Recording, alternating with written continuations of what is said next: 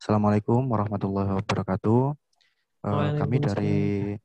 kelompok atau anggota kelompok mata kuliah Mekanika Fluida akan membahas mengenai dua materi, yakni yang pertama energi spesifik dan yang kedua adalah mengenai tipe aliran. Nah, di sini ada 4 kelompok atau 4 anggota dengan saya sendiri, Muhammad Khairuddin Al-Jazuli dengan NPI 1431 700 117. Dan saya Balistio Budi, NPI 1431 700 118. Kemudian saya Wahyu Tri Sutrisno dengan NPI 1431 700 106.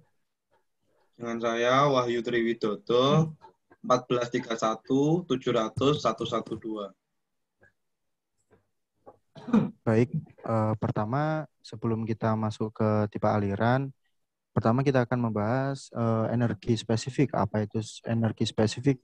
Apa itu definisi dan bagian-bagian dari energi spesifik itu sendiri. Jadi di sini slide pertama kita akan mempelajari mengenai bagian-bagian dari geometri penampang aliran.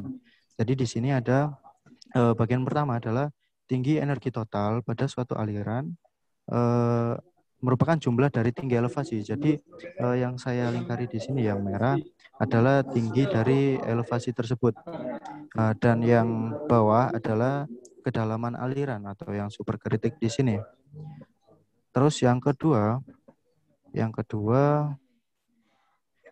adalah jumlah tinggi kedalaman aliran Y dan tinggi energi kinetik V per 2G disebut sebagai energi spesifik. Jadi di sini V didapat dari nilai V, rumusnya adalah V sama dengan Q per A. Jadi debit dibagi dengan penampang. Itu untuk mencari nilai V. Dan nilai V untuk mencari tinggi kedalaman aliran atau Y. Jadi nanti Y sama dengan V pangkat 2 dibagi 2 kali G gravitasi.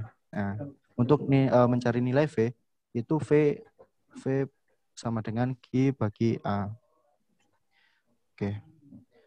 Selanjutnya, aliran kritik terjadi ketika tinggi energi spesifik adalah minimum. Jadi nilai kritik terjadi jika tinggi energi spesifik adalah minimum. Nah, di sini udah ada persamaan energi spesifik di bawah. Ini sudah dijelaskan di tabel nilai persamaannya. Mungkin teman-teman nanti bisa kita belajar bersama ya. Terus selanjutnya ada tinggi energi spesifik dengan bergantung pada kondisi aliran, debit, kecepatan, penampang, dan sebagainya. Hubungan antara kedalaman aliran terhadap tinggi energi spesifik digambarkan dalam bentuk kurva yang disebut kurva energi spesifik. Nanti mengenai kurva akan di sini ada kurva mengenai subkritik dan superkritik. Nanti akan dibahas oleh rekan saya bergantian. Di sini akan materinya akan berkesinambungan. Jadi untuk materi yang saya bawakan sekarang ini adalah mengenai bagian-bagian dari geometrik penampang aliran tersebut. Untuk selanjutnya mengenai kurva energi spesifik bisa dibawakan atau dipaparkan dengan Mas Balistio Budi. Monggo Mas Balistio Budi, dipersilakan. Ya, saya Balistio Budi masih menjelaskan tentang energi spesifik dan meneruskan secara perhitungan sederhana melanjutkan dari penjelasan Mas Khairuddin yang tadi. Jadi saya punya contoh. Di lapangan ada geometri saluran berbentuk persegi, posisi saluran terbuka, dan mempunyai debit 10 kubik per detik dan lebar dasar saluran 5 meter. Nah, kita membuat contoh, kita ambil ambil kedalamannya per 0,1 meter atau setiap 1 cm. Dan sampai nanti ketemu 5 meter. Nah, 5 meter ini sesuai dengan tadi. Oke. Nah, kita mencari A. A adalah penampang. Penampangnya rumusnya adalah B kali Y. B kali kedalaman. Kemudian debit. Debitnya I dikali A. Ketemu seperti ini. Dan kemudian rumus yang dijabarkan Mas Khairuddin tadi. Nah, ini adalah V kuadrat dibagi 2 dikali gravitasi. Kemudian, energi spesifiknya dengan rumus kedalaman ditambah V kuadrat dibagi 2 dikali 9,81. Dan ketemulah fruit. Nah, ini ketemu fruit. Nah, kita udah menemukan semua datanya. Fruitnya ketemu. Kita masukkan ke tabel. Kita masukkan ke chart energi spesifik.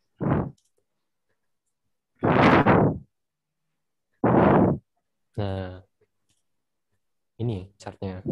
Tadi kan di penjelasan Mas Khairuddin, ketika dia bisa dibilang saluran kritis, ketika minimumnya 1. Nah, minimum 1.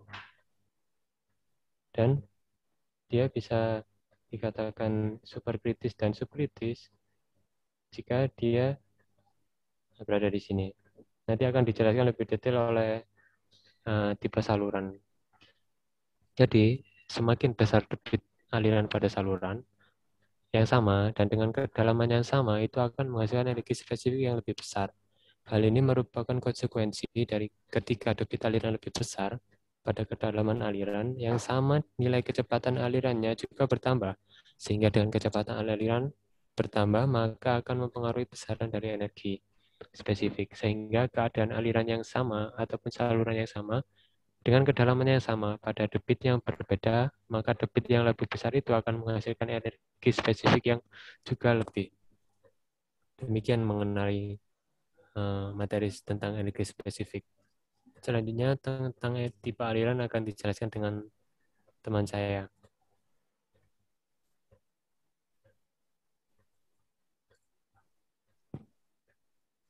Untuk selanjutnya, kita akan membahas tentang tipe aliran.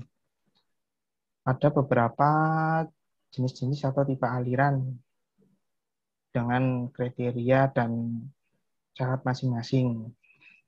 Contoh aliran subkritis dengan persyaratan kecepatan air atau aliran itu lebih kecil daripada kecepatan gelombang hulu aliran yang dipengaruhi pengendali hilir. Sedangkan untuk jalur kritis, aliran sama dengan satu kritis atau bisa kita simpulkan kayak keterangannya Mas Bali tadi, kalau ingin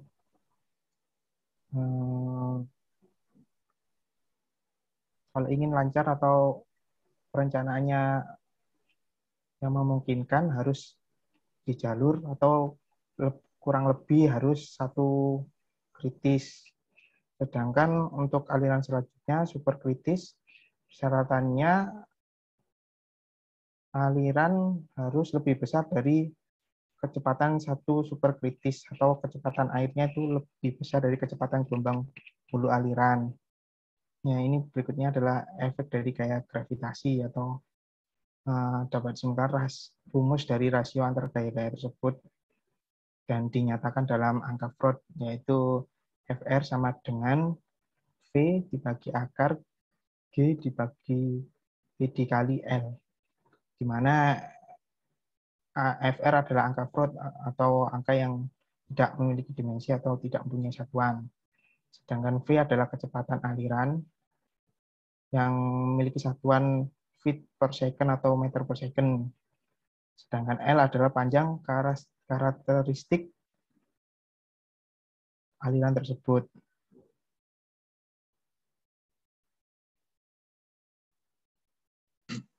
Selanjutnya akan saya jelaskan tentang tipe aliran. Dalam aliran saluran terbuka, panjang karakteristik disamakan dengan kedalaman hidrolik atau D. Dengan demikian, untuk aliran saluran terbuka, angka float-nya adalah dengan rumus berikut. FR sama dengan V per akar G kali D. Di mana untuk mencari D di sini, A atau A per T. Di mana D adalah kedalaman hidrolik, satuannya meter, untuk G-nya percepatan gravitasi, dengan satuannya meter per sekon atau newton per kilo. Sedangkan A, luas tampang aliran dengan satuan meter persegi. Untuk T, lebar permukaan aliran dengan satuan meter. Apabila angka F sama dengan 1, maka menjadi V sama dengan akar kali G dan akar G kali D. Atau di sini bisa dinamakan aliran kritis. Dalam hal ini, kedalaman kritis terjadi apabila FR sama dengan 1. Yang tadi sudah dijelaskan, yaitu apabila kritis, FR itu 1. Di sini ketentuannya kritis, FR sama dengan 1, ES min. Kita masuk ke persamaan kritis saluran persegi. Di sini, untuk saluran persegi, untuk T tadi sama dengan B. Jadi lebarnya atas sama bawah itu sama untuk saluran persegi. Dengan persamaan saluran persegi yaitu YC sama dengan akar 3 Hi kuadrat per G kali B kuadrat, di mana YC sama dengan kedalaman kritis dengan satuan meter, Hi debit dengan satuannya meter kubik per second, dan B lebar dasar saluran dengan satuan meter, G percepatan gravitasi dengan satuan meter per second. Sedangkan untuk saluran trapesium di sini dibedakan dengan T dan B, di mana tadi untuk saluran persegi T sama dengan B. Kalau di sini untuk saluran trapesium T tidak sama dengan B. Dengan persamaan saluran trapesium untuk aliran kritis yaitu YC sama dengan akar 3 per Hi kuadrat kali B plus 2 M kali YC per G kali B plus M kali YC pangkat 3, di mana YC sama dengan kedalaman kritis dengan satuan meter, Hi debit dengan satuan meter kubik per second, B percepatan gravitasi dengan satuan meter per second, dan M kemiringan tanggul, di mana M di gambar ini yaitu letaknya di sini untuk menentukan kemiringan tanggulnya. Sekian penjelasan tipe aliran dari saya dan teman-teman. Mohon ditutup, Pak.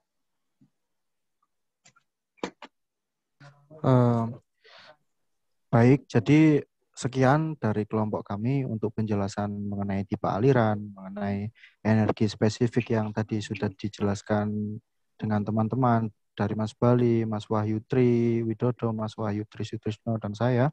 Semoga dapat membantu dan jelas terutama untuk penyampaiannya. Semoga bermanfaat video yang kami buat untuk teman-teman sekalian. Untuk energi spesifik dan tipe aliran, saya mewakili kelompok mengucapkan banyak-banyak terima kasih dan mohon maaf jika ada tutur kata yang salah dari kami. Assalamualaikum warahmatullahi wabarakatuh. Waalaikumsalam.